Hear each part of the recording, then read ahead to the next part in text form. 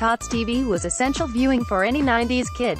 They were three harmless dolls that went about ridiculous adventures and invited you to join them along the way. All felt very innocent and fun, except for the tiny fact that it absolutely wasn't. It turns out that Tots TV was actually a very dangerous program for us to be watching at such an impressionable age. Honestly, it's a miracle that any of us have made it to this point in our lives after being subjected to such lunacy as Tots TV. Take a seat, I'm about to ruin the innocence of your childhood.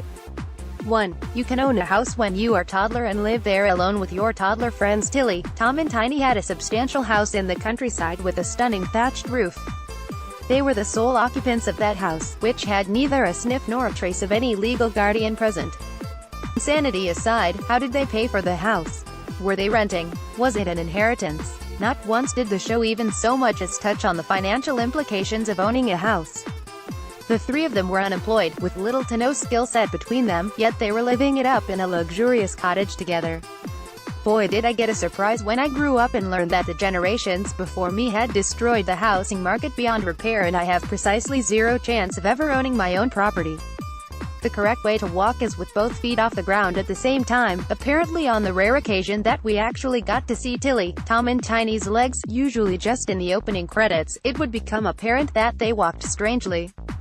Rather than our young and impressionable minds connecting the blatant clues that they were puppets, the most logical conclusion to draw was that they were all afflicted with the same weird jumpy walk.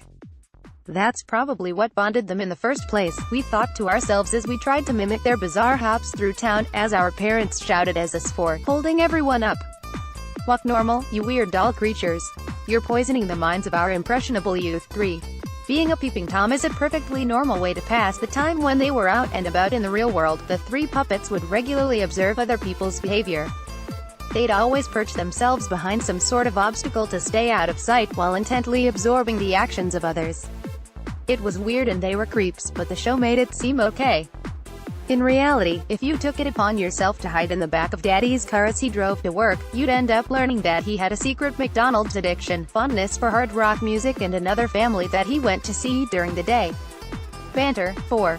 You can have a donkey for a pet if you want to, no problem. These three puppet children who had an entire house to themselves also had a pet donkey, because of course they did. That poor bastard spent his days alone in some sort of makeshift shed, waiting until the precious tots had a spare 5 minutes in their day to spend annoying him. There was a strong element of sadness to his demeanor at times, but these selfish creatures were oblivious to his needs, as they spent the majority of their time thinking about themselves. They only visited the donkey to jeer and high-five.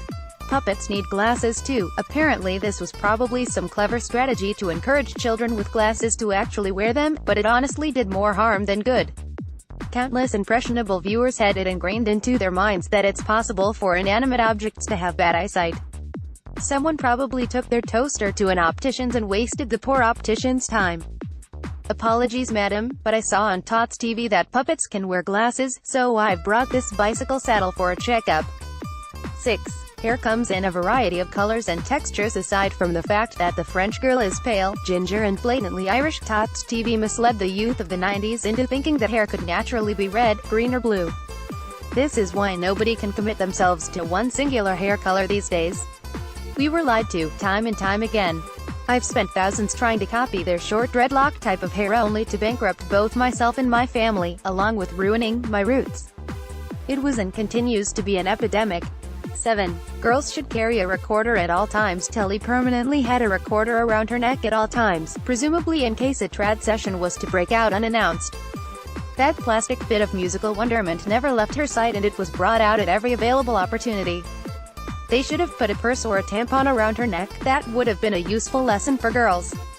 In adult life, carrying a recorder at all times rarely pays off. I'm happy to update this piece if and when my recorder carrying becomes an advantage, but until such time that it does, I must condemn it for now.